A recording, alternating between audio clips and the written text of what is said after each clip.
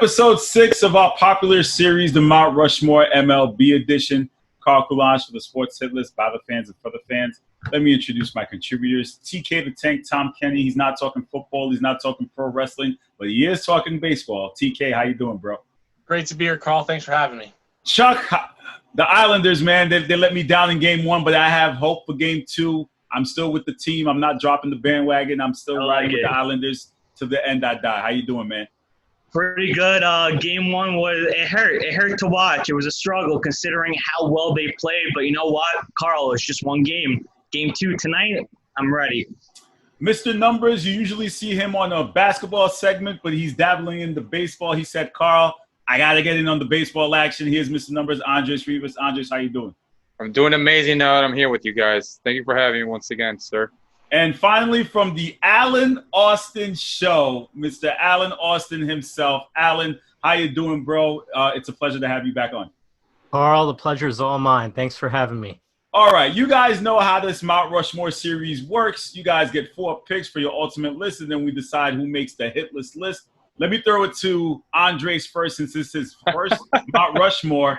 Who cracks your top 4 catchers? We're here to talk about catchers all time.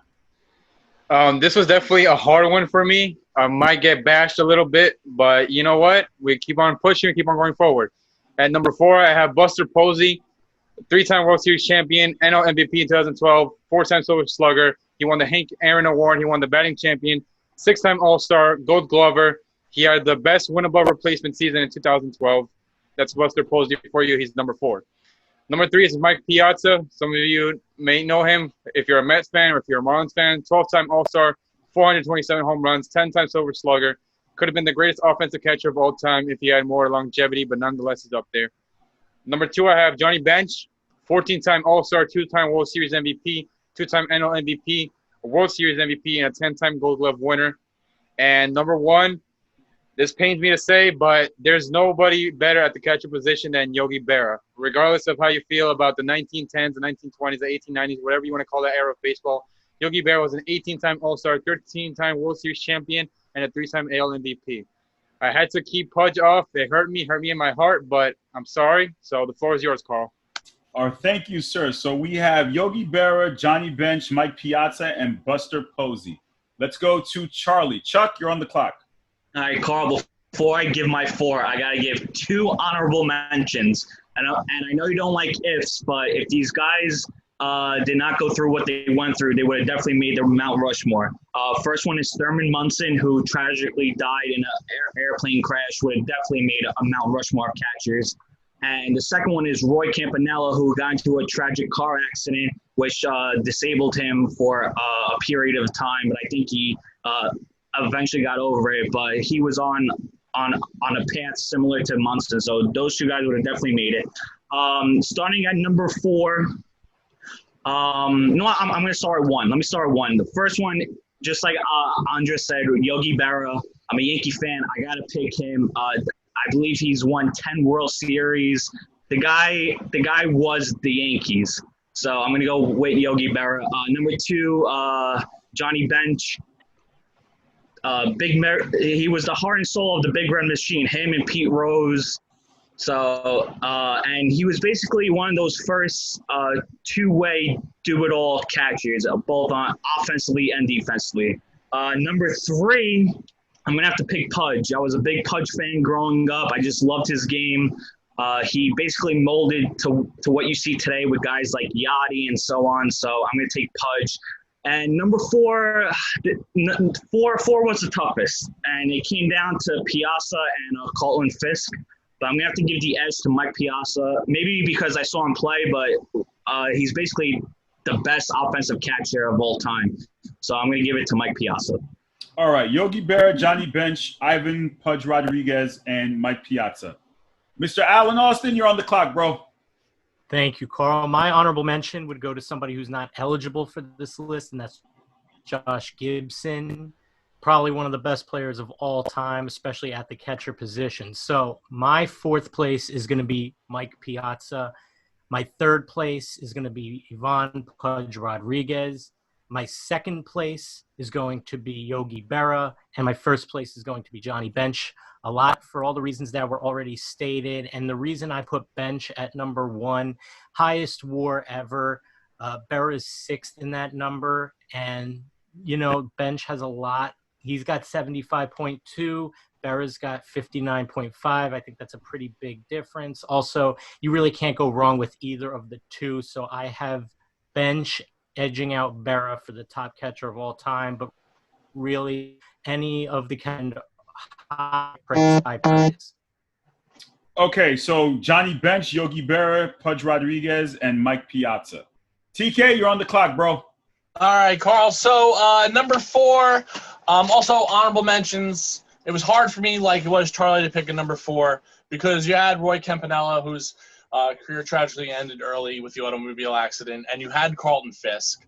But I thought about Carlton Fisk, and then I thought about the man who took the nickname Pudge away from Carlton Fisk, and that's where my number 4 is. It's Ivan Rodriguez, Pudge. He caught over 50% of runners trying to steal against him.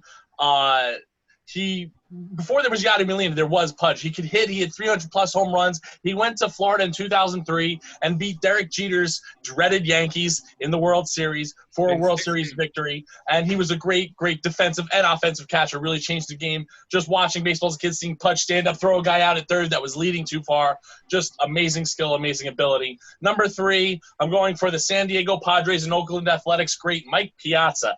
Piazza, one of the best hitting catchers of all time, 427 home runs, really changed the game, started with the Dodgers, really shouldn't have ever been on a baseball team. He had to be vouched for to get on the baseball team and then had a Hall of Fame career. Mike Piazza, growing up for me as a kid, obviously watching the Mets, one of my favorites. And then to pick another Met, a Met from the 1965 season, an all-time great Met, I'm going to have to pick Yogi Berra. He made 10 World Series victories in 14 appearances. What can you say about the guy? 358 home runs, over 2,000 hits, career 285 hitter. Yogi Berra, just for the sayings alone, deserves to be on this list. It ain't over till it's over, Yogi Berra. And number 1, the Cincinnati the Cincinnati great Johnny Bench, played with the Reds from 1967 to 1983. He won 2 MVPs. He was a World Series MVP. He won 2 championships. Everyone knew him because he was a distinctive player. He had a one-handed catching stance that just made it look easy, but never could be emulated. So Johnny Bench for me is the number 1 on the Mount Rushmore catchers list here. Okay, let me just get that. Okay, so we have Johnny Bench, Yogi Berra, Mike Piazza, and Ivan Rodriguez. Andres, I'm going to call you to the front of the congregation because everyone has the same exact list except for you tossing in Buster Posey. Is there a reason why you chose him over Pudge Rodriguez to have a complete – this would have been the first time everyone had the same person across the board. Why did Pudge make the list? Why Pudge didn't make the list? I'm sorry. There was nothing against Pudge. It actually speaks to the level that Buster Posey had. In the 2012 season, Buster Posey had the only 10 win above replacement season by a catcher. The closest was Mike Piazza with 8.9 in the late 90s. But that year, Buster Posey won the World Series, won the batting title, won a Silver Slugger, won the Hank Aaron Award, won the MVP, swept the Detroit Tigers, who were coming from sweeping the Yankees. He just had one of, if not the best season by a catcher. And his consistent performance on offense and defense makes him on the Mount Rushmore. The only person you can argue that we've witnessed for like peak offensively is Joe Mauer. Shout out to Joe Mauer, one of the greatest catchers we've seen. But I do think that Buster Posey deserves recognition just for his 2012 season alone, because like I said, he had a win above replacement season. That's the only one in the MLB history done by a catcher. The floor is yours, Carl. Alan, do you agree with that Buster Posey pick, or is he out of pocket for that, or is it fair? I mean, it's fair, but I think you highlighted 2012 specifically. One great season does not make a Mount Rushmore. Maybe it makes the Mount Rushmore of catcher seasons, but as for the overall body of work, I don't think he compares to the other nominees that we've stated. I mean, Pudge Rodriguez, to me, was the scariest defensive catcher of all time. Nobody ran on Pudge, and if they did, they looked foolish. The guy helped revive a Florida organization and a Detroit organization, which desperately needed it. Yeah, he bounced around from team to team, but his body of work, I think, just surpasses Buster Posey, no questions asked.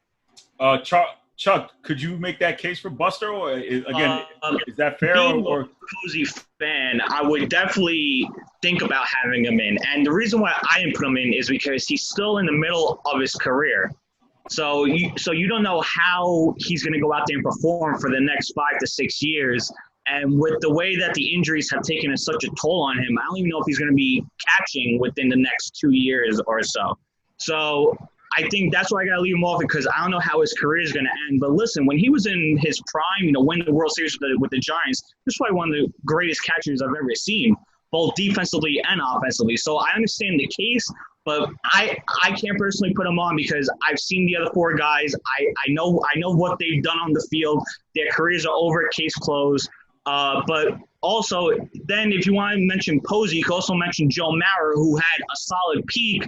But outside of that, what did Joe Mauer really give to you? So that's why I can't put Posey on. Okay. TK, is the position limited with greats? Because, again, this is probably the first time, even in NFL or in MLB, we've seen at least 3 people with the same exact list. So does that say something about the position or what? What do you think? Well, catching is a tough position, and there's more to being a good catcher than what we can see. A catcher, he calls the game. Randy Johnson threw a perfect game, and the first person he congratulated and said, no, it was my catcher. He called the game. He called a great game. And I don't even know who caught that game. I couldn't tell you off the top of my head, but he's definitely not a Hall of Famer. So catching's a tough position to judge. Buster Posey, he could be in the top 10, and there could be an argument to make him in the Mount Rushmore. He won 3 titles. He won a bunch of Silver Sluggers. He was an MVP. He was the Rookie of the Year. If he was pitching and had a Cy Young, he'd have all the awards. But he doesn't pitch. But it's just hard to gauge catchers. So when you think you got the best hitting catcher in Mike Piazza, you got the guy who won the most titles out of anyone ever, Yogi Berra. You got Johnny Bench, who is the archetype for every other catcher who just came in the 70s and just ruled the position. And then, you can go with Pudge for being the best defensively. And that's pretty much where you're at. I think catcher is pretty cut and dry. It's kind of like I think we had a lot of similarities in tight end, I think, in football, but catching is just it's a strange position because you can have a lot of great catchers that are only hitting 215 that might not make our list, but they still were great at calling the game, so they might have had a long career. Okay. I just want to add, Posey's very good. Of course, no one's arguing that. I think the common theme, Carl, to answer your question is these are all also the best hitting catchers of all time. It's a weak hitting position historically. Usually it's the guy who bats 8th, 9th. These guys all batted 3-4 during their primes. That's huge. I also think we've left out Gary Carter's legacy, and he definitely deserves at least an honorable mention here. He was a pretty important player, and he was pretty much the guy who held that 86 team together for the Mets. And what he did, he's no longer with us, rest in peace, but I think, he's kind of forgotten, but he really did leave his mark on the game as well. Yeah, so I think, and TK kind of nailed it, when it comes to that position, it takes so much toll on the body where you don't see these guys being offensive. To add what TK was saying, a lot of people don't realize, but a lot of good catchers, they call their own games. I know in high school and college, we see managers give the sign to catchers, or even in the MLB, some catchers don't feel confident calling their own games. But like TK said, we need to start giving credit to catchers because a lot of them, they call their own games. And I don't think that gets recognized because we're just like another fan watching on TV and we're not analyzing the game or breaking it down. You know what I mean? No, but I definitely appreciate the position because, again, sitting down there, crouching out, making calls all game long, working with pitchers, and some pitchers even have, they can't catch unless it's that they can't throw unless they have that special catcher there. I definitely appreciate the position, and I do think it's one of those positions that's not talked about as much, and true baseball fans definitely do appreciate it. So, yeah, like PK said, it's not historically an offensive position, so that's why a lot of people don't tend to look at it. But catchers are baseball players too. They're athletes. Their pop time to second base to third base to first base, it could be from 1.5 seconds to 2 seconds. Absolutely. So if you're telling me you can get from your knees in upward motion and throw the ball 90 feet across the diamond and under 2 seconds, then you're good at your position. So it's Judgment Day. Go ahead, TK. Final point. I mean, up until a couple of years ago, you're talking about the toughness of catchers. You had a lot of plays at the plate where you had to stand there, and that was where baseball got physical. That's where baseball turned into football for a second. So, and then you're down 9 innings a game, 162 games a year, down, squatting down on your knees. That takes a toll on the knees. So you look like a guy like Carlton Fisk, I think, or Johnny Bench. I forgot which one. Had like a 25-year career. It's ridiculous the toll it takes on your body. Same thing with Yachty. Yachty's played over 2,000 games, and Yachty is a great example. Yeah. So it's Judgment Day. This should be easy, but let's see how this goes because everyone has similar picks, but you never know in the Mount Rushmore how it may end up. Alan, I'm going to give you the first pick. Who cracks the ultimate list off your top? I'm going to have to put on my ultimate list because I'm afraid of him not getting on if it gets past me. I'm a diehard Detroit Tigers fan. He helped save the franchise as I was growing up. Not growing up, but my late teenage, early 20s, that kind of time frame. Ivan Pudge Rodriguez. Okay, so Pudge. Never would have guessed you're a big Tigers fan. TK, next pick. All right, well, I'm going to go with the easy pick. I'm going to go with one of the greatest Mets hitters ever. I'm going to go with Mike Piazza.